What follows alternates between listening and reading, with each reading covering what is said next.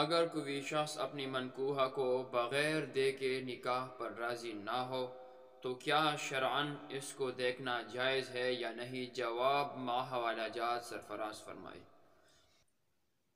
جواب سن لو، یہ بہت نازک مسئلہ ہے، غور سے سن لو۔